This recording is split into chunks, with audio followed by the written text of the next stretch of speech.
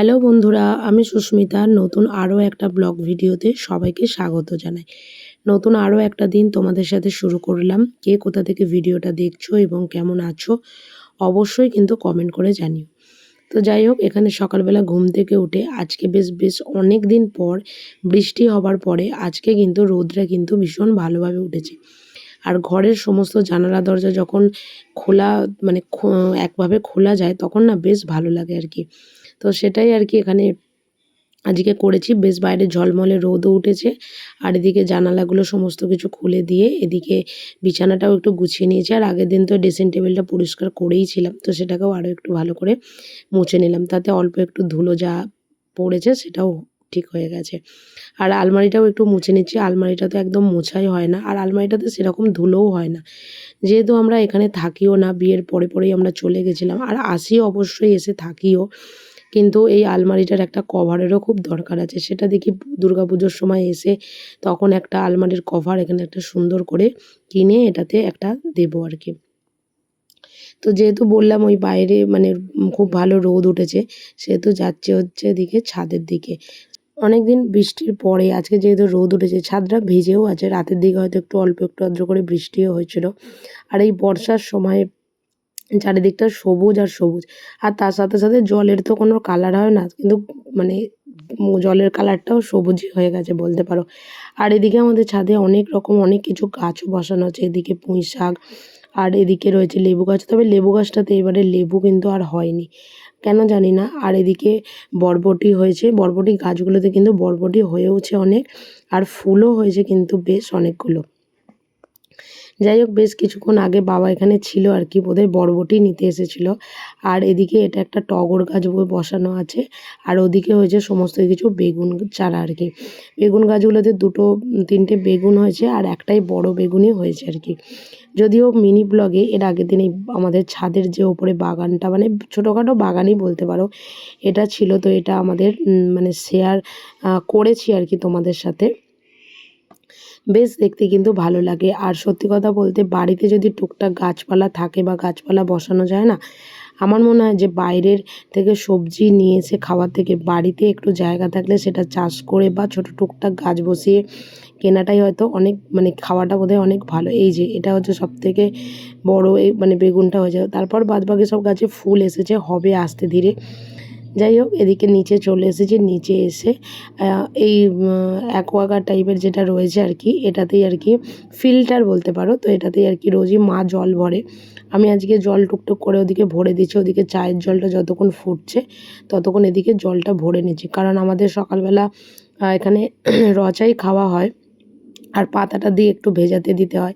তো সেই কারণের জন্য জলটা মোটামুটি ভালোভাবে ফুটে গেছে। আর খুব অল্প একটু চিনি দিয়ে এদিকে এবার দিয়ে দেবো হচ্ছে চায়ের গুঁড়োর পাতাটা আর কি, ওই 1 থেকে 1.5 চামচ মতন যে হয় সেটাই আর কি দিয়ে দেবো। দিয়ে এই যে অল্প একটু ঢেকে রেখে দিলাম।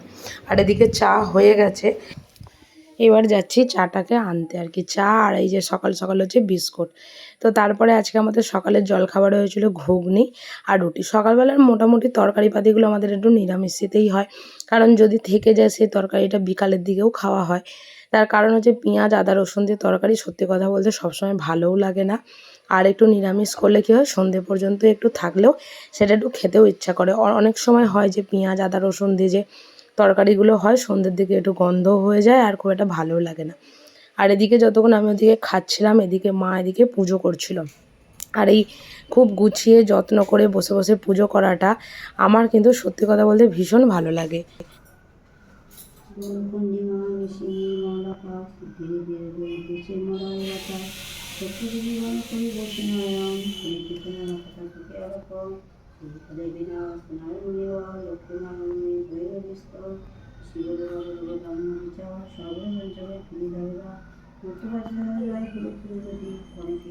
আর দুপুরবেলা আমাদের যে রান্না বান্না হবে সেই রান্না বান্নার জন্য এখানে মোটামুটি একটু কোটাকুটি করতে বসেছিলাম। তো আজকে দুপুরবেলা ভীষণভাবে আলু ভাজা খেতে ইচ্ছা করছিল। আর যারা আমার রেগুলার ব্লগ দেখো তাদেরকে অনেককেই বলেছি আমার এই আলু মানে গোল গোল করে আলু ভাজা খেতে ভীষণ ভালো লাগে, ওই ঝিরিঝিরি আলু ভাজার থেকে।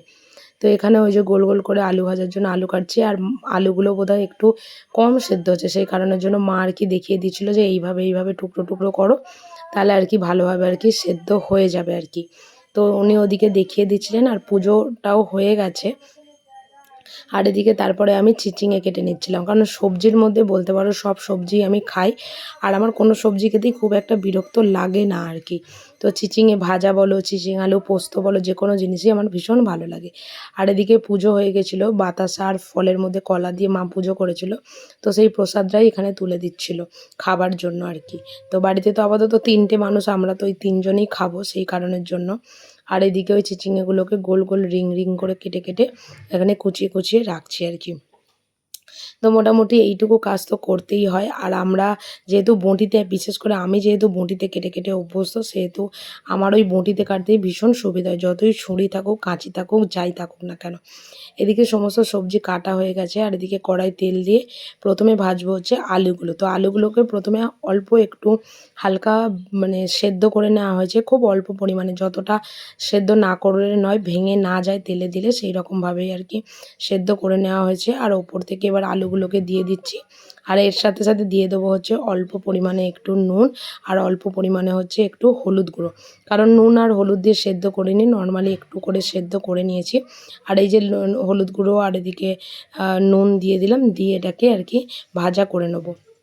আর এদিকে আলু ভাজা হয়ে গেছে, আলু ভাজা করে নিচ্ছি। আলু ভাজা করে নেবার পরে করব হচ্ছে চিচিঙে ভাজা, যে চিচিংগুলো কুটে রেখেছি। তো আজকে অনেক কিছুই রান্না হবে, আলু ভাজা, চিচিঙে ভাজা, তার সাথে হবে ইলিশ মাছের ভাপা, ইলিশ মাছ দিয়ে টক, তারপরে হচ্ছে পুঁই শাক। তো চলো রান্না বান্না করে আজকে দুপুরের লাঞ্চ করতে করতে আজকের ব্লগটা এখানে শেষ করছি।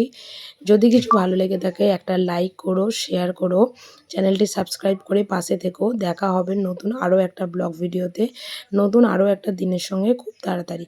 সুস্থ থাকবেন, ভালো থাকবেন, দেখা হবে আরও নতুন একটা দিনের সঙ্গে খুব তাড়াতাড়ি। ভালো থাকবেন, টাটা।